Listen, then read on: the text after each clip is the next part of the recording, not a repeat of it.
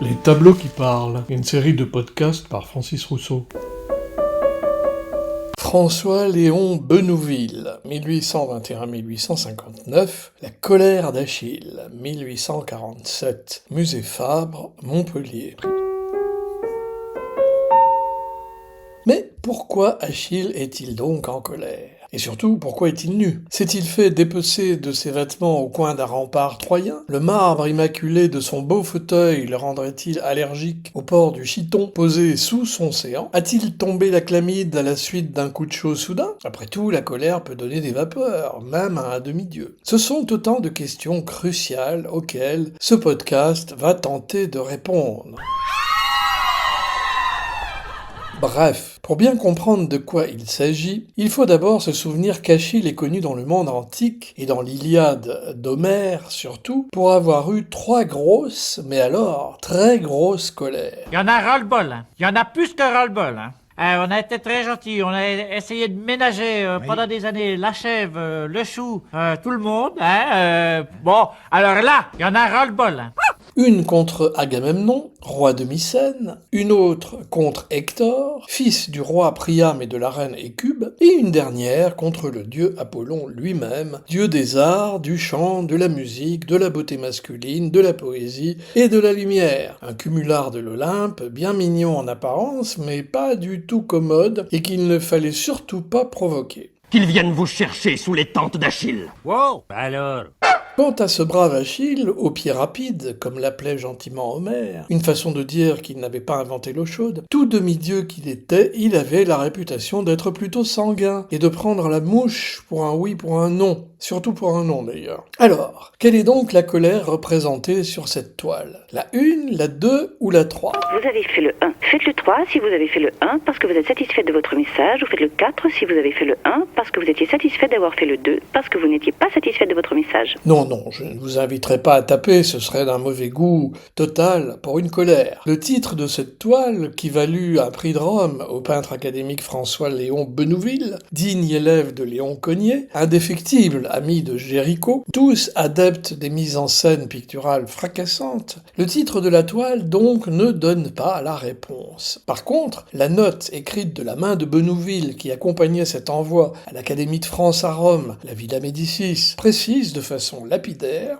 furieux d'avoir été dépossédé de sa favorité par Agamemnon, Achille se retire du combat, compromettant la victoire des Grecs dans la guerre de Troie.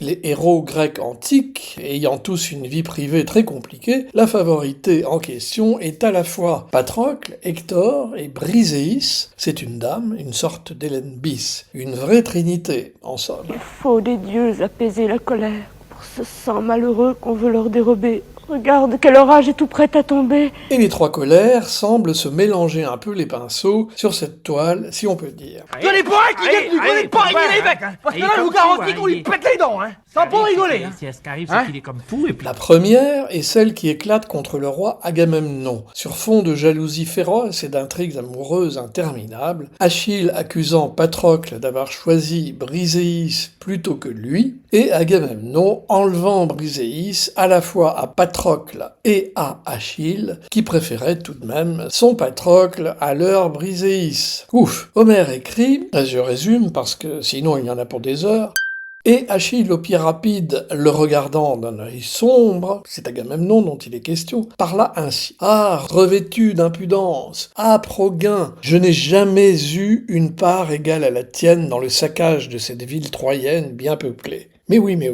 il a dit ça. Et quand vient l'heure du partage, la meilleure part est pour toi. Aujourd'hui, je repars pour la Phthie, c'est son pays, car mieux vaut regagner ma demeure sur mes nymphes éperonnées que de rester en ta présence.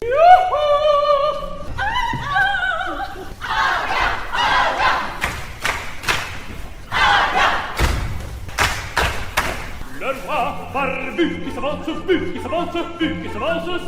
Agamemnon. La deuxième colère est celle où Achille pique une crise d'hystérie, y a-t-il d'autres mots, contre Hector, après qu'Hector ait tué Patrocle. Chant 20 à 24 pour les amateurs. Là encore, Achille ne brille pas par l'utilisation de son nous, comprenez son esprit, son intelligence, sa raison, comme le recommanderait son statut quasi divin. Homère place alors ces mots terribles dans la bouche d'Achille.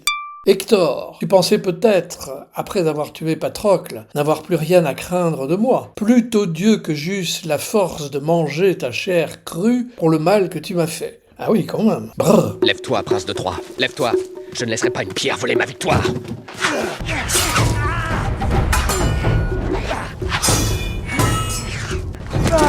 La troisième colère est celle qui lui sera fatale, puisqu'elle est dirigée contre le dieu Apollon lui-même, qu'il n'hésite pas à défier en combat. Ce sera celle de trop, car c'est bien connu, on ne doit jamais défier une divinité, même si l'on est soi-même la moitié d'une. Homère écrit donc « Quoi ?» dit alors Apollon courroucé, et comme l'avait prédit Thétis, il décoche une flèche mortelle à l'endroit du talon d'Achille, la seule partie vulnérable du corps du demi-dieu. Achille arrache avec violence le trait meurtrier, qu'il jette loin de lui, un sang noir coule en bouillonnant de sa blessure, et les cruelles souffrances pénètrent son âme affligée avant qu'il ne s'effondre terrassé. Et toc. Tenez-le-vous pour dire, hein. Ça va pas durer, ça. Hein. On a assez prévenu comme ça. On a assez prévenu comme ça. Trop gentil. Hein. La toile mêle donc un peu des deux premières colères et une vague évocation de la troisième. Bon, mais cela ne nous dit pas pourquoi cette mise en scène si dénudée. Elle a plusieurs raisons, liées à la fois à la tradition artistique, à la symbolique et au contexte narratif de l'œuvre. La nudité d'Achille, dans ce tableau, est à la fois un hommage à l'art antique et à l'idéalisation du corps humain comme siège de la beauté, de la force et de la virilité, un symbole de l'héroïsme d'Achille, dépouillé de vêtements et donc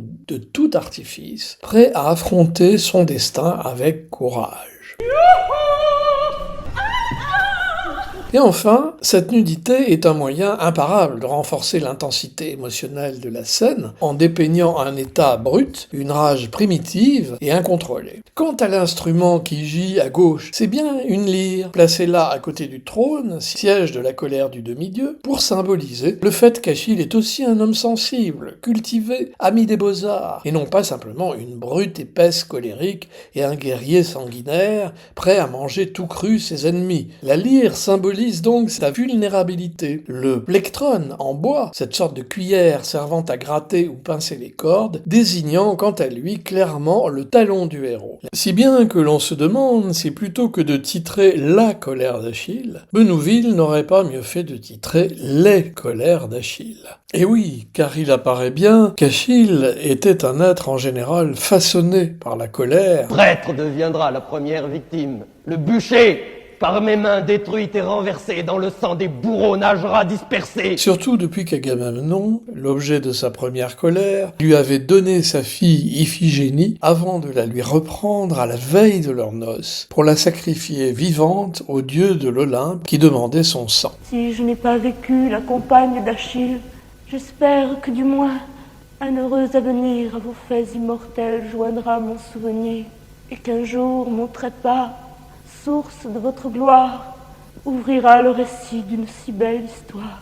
Adieu, prince, clivé digne race des dieux. Ah, ces dieux, quel enfer!